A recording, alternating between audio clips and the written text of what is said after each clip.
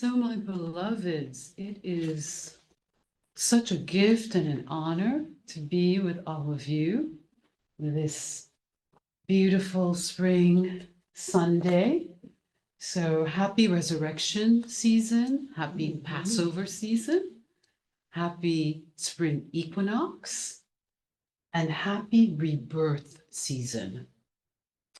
I thought a lot about spring cleaning. I've been As many of you know, I'm going through the appearance of a cancer diagnosis. It's rather, life is an adventure. Um, it kind of tickles me. I know it sounds more, it's like, whoa, I never expected this. And this week was my fourth chemo session. And I really feel that all of the prayers and all of the love and all of the positive energy that is being sent to me is keeping me rather side effect free. So I have fatigue. I am sleeping a lot, but this week I've been quite energized. And the doctors and specialists are surprised that I'm not symptomatic. Everyone is surprised. You're not in pain. You don't have any other things showing up. Wow. So I know that it is the power of God within and all around me in the consciousness of those who love me, who are sending me light and love from across the world. Spirit reminded me, because I had a moment, I overslept on Wednesday, my appointments start fairly easy, and I was resistant. I didn't want to go to treatment on Wednesday because I go once a week and I have to face the reality of my experience. So I think I was feeling avoidant. And in my meditation, I was reminded of Dr. Joseph Murphy, one of the great New Thought leaders of the 20th century, who had a church of about 3,000 people in Los Angeles, California, and wrote a book called The Power of Your Subconscious Mind that sold over millions of copies. But there's one book, the cosmic power within you.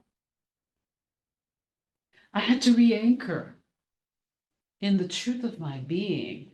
I had to know by the renewing of my mind that there is a power within me and within all of us that is greater than anything that is happening on the planet. And I became convicted and renewed, and I became aligned with the energy of victory. So I'm declaring my victory over this apparent circumstance. And this is what I desire for each and every one of us. So this is the season to remember who and whose we are. The good news today, beloveds, is that there is a power within you, an inner power that can lift you from sickness, failure, misery, despondency, and utter chaos. This power is real. This power is real. This power is real. I'm declaring it and knowing it. It can heal your body. It can guide and direct you. It can open new doors for you. It can dry your tears. It can dissolve your problems. And it can set you on the high road of happiness, freedom, and peace of mind. The Buddha demonstrated this. Jesus demonstrated this. And many of the mothers and fathers of humanity have demonstrated it. They have transcended. They have become awakened beings in our very presence. If you call on it, you will receive an answer. If you are seeking your true place in life, it will guide your every step. Isaiah 26 verse 3 reminds us, "Thou wilt keep him in perfect peace whose mind is stayed on thee." Thou wilt keep him, her, them in perfect peace, whose mind is stayed on thee. We must keep our minds right, my beloveds. As I'm experiencing this appearance, it's amazing the power of choice that I have. I decided today in meditation that I was strong and powerful and revived by the power of God within me. Part of me thought to show up in leggings and little flats and be comfortable because you feel weak. And then I thought, no, I'm wearing my heels. I'm wearing the dress. I'm putting on my makeup. I feel so strong because I decided this morning to align with the power and presence within me. And to remember that all the power of the Godhead is within your mind. So let us say together, I will say it first, and please join me. Listen and speak with me after. All the power of the Godhead is within my own mind, and I can use this power now. I will say it again. All the power of the Godhead is within my own mind, and I can use this power now. Let's say it together. All the power of the Godhead is within my own mind, and I can use this power now. Again. All the power of the Godhead is within my own mind, and I can use this power now. So the power within you is inexhaustible, it's eternal, it's infinite.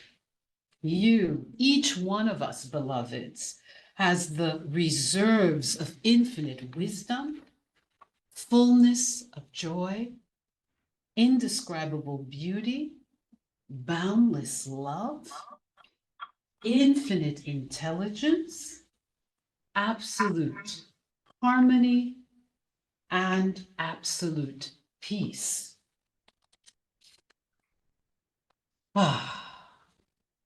So Wednesday, I was really blessed. Things are fluid. Dana-Farber is a beautiful building. I feel like I'm with the sea of humanity. It's extremely humbling to go. It's amazing to feel the energy of love and compassion and expertise. It's a beautiful space. When I was first diagnosed, I was frightened. I was like, what is it going to look like? How is it going to feel? And it's been such a blessing. But I was having my resistance that morning. I did not want to be part of this sea of humanity that is experiencing the appearance of cancer. I just didn't want to be there. And as God would have it, I'm on the elevator, and a father enters with about a 3 to 4-year-old child who had his little hoodie on, and the child's hoodie fell back, and the little boy was bald. This little child was going through cancer treatment. But he was jumping and playing and wanted to press all of the lights and the buttons on the elevator and was like, hey, Dad, I want to play with it. And Dad's like, no, you can't. People press their floors. And he was just kind of jumping around and in his positive energy. And I was hit with the realization that this child was emanating the divine power, the cosmic power of infinite good and joy, regardless of the circumstances, as the message for me. I realized I had nothing to complain about. I've lived. I've had such a full and rich life. I've had amazing experiences. I've been on stage with great performers. I've traveled the world. I've been blessed to have an education. I love to read and study. So that would have been a heartbreak if I hadn't had access to those things. I have friends and family all over the world. I haven't been limited to these borders. I've discovered new thought and philosophy. This child has not even begun to live life. And yet the essence at the core of this little baby was the life divine, the cosmic God power within, expressing as joy and vitality in the midst of adversity, in the midst of dis-ease, in the midst of suffering. This is what is available to us, my beloveds. This is what is possible for us. So when you are confused, muddled, fearful, or depressed, you can call on your spiritual reserves and receive spiritual refreshment and be replenished with new wisdom, new truth, new power, and new beauty. My life is always so magical. I'm going to pass this around. I want to bring this up to the camera a little bit. This is Mandela tea.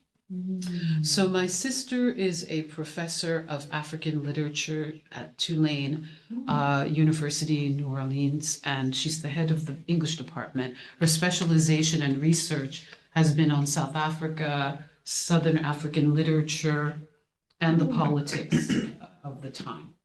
And so she spent a lot of time in South Africa. As God would have it, as the universe would have it, on Friday, a good friend of mine visited and brought a care package for me. And she just happened to have this tea. And my sister's like, oh my God, when I'm in Joburg, I drink this tea. This is like the #1 tea in South Africa. Apparently it's a really, really good tea. And I thought, Mandela tea, so I will pass it around. So you can take a look.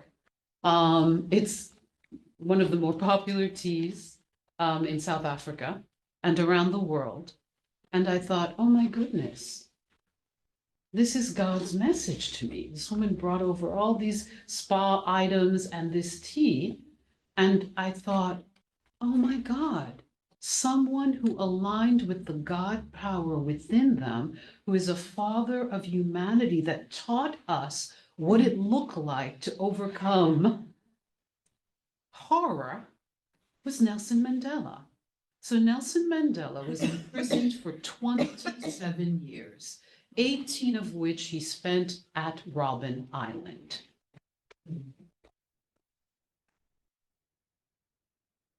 He was imprisoned in a 7 by 4 foot room for 18 years. For the first few years, he was in total despondency. He was beaten and brutalized by the guards every day. And then he said the first 10 years, pardon me, he said the first 10 years he spent in hatred and despondency and rage. And then after 10 years, when he realized that he would be there for another 17, he decided to change his mind regarding his circumstances. Every morning he would do 200 to 300 push-ups. He would meditate and pray, and he decided that he would not react when the guards would beat and brutalize him. I can't even imagine what they did to this man. 27 is a very high spiritual number, numerologically. Number 2 represents the intuitive knowing and divine guidance. And number 7 is the most repeated number in the Bible. It's repeated over 4,000 times. It's about divine transcendence and awakening. It reduces to 9, and 9 is the number of cosmic consciousness and divine mastery, and the number of ascended masters, Jesus the Buddha. So this man was forced to ascend and tune into the power within his mind, the power of choice. He was released from prison, and from 1994 to 1998 became the first president of South Africa, with a landslided win, and was the first to enact reconciliation and forgiveness mediation gatherings. The Black South Africans were enraged. They had been oppressed since 1944 to 1994, basically, when apartheid was established. They wanted justice, they wanted blood. So many young people, so many people had been imprisoned and killed.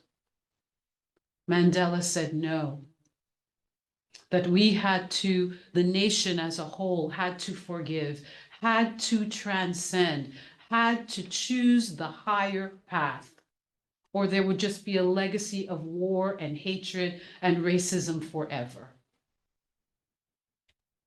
It broke the heart of the ego, the collective ego, but people began to awaken to the truth. I consider him a spiritual father of humanity. He was a normal human being like you and I. I can't imagine. I've always been a little weak-willed. I'm sorry to say this, but I probably would have ended my life instead of enduring. My first thought is I don't think I could make it through 27 years of imprisonment.